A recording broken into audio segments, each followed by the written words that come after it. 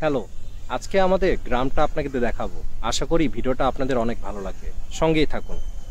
আকাশটা আজ একটু বেশি নীল, যেন প্রকৃতি নিজেই ধুয়ে মুছে সেজে উঠেছে বর্ষার পর। গ্রামের এই উঠানটা আমার অনেক অনেক পছন্দ। যখন গ্রামের বাসায় যাই, এই সবুজ প্রকৃতি দেখলে মনটা এক নিমেষেই ভালো হয়ে যায়। হাঁস আর মুরগিগুলোর ব্যস্ততা যেন গ্রামের সময় মতো ঠিকভাবেই তারা উপভোগ করছে।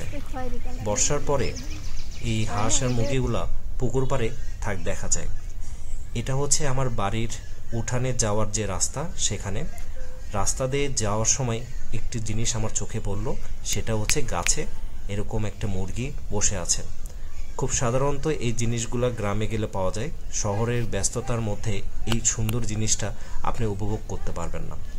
আমাকে দেখার পর মুরগিটা ভয় পেয়ে এক পাশ থেকে আরেক পাশে চলে গেল।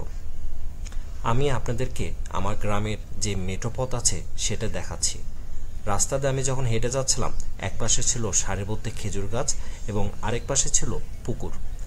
সুন্দর এই গ্রামটা খুবই ভালো লাগে যখন আপনি নিজে উপলব্ধ করতে পারবেন। রাস্তার পাশে দেখছেন জমি আছে এবং এই পাশে খেজুর গাছ আছে, এবং এইগুলোই আসলে গ্রামীণ জীবনের বৈচিত্র্য, যা আপনাকে মনোমুগ্ধকর করে রাখতে বাধ্য করবে। শহরে আমরা সাধারণত এই ধরনের খোলামেলা পরিবেশ একদমই পাই না।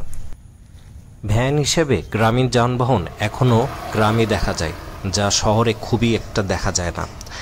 এছাড়া বাড়ির উঠান থেকে যখন হাঁস মুরগি এরকমভাবে দিন শেষে বাড়িতে ঢোকে, সেই দৃশ্যটাকে মনে রাখার মতো।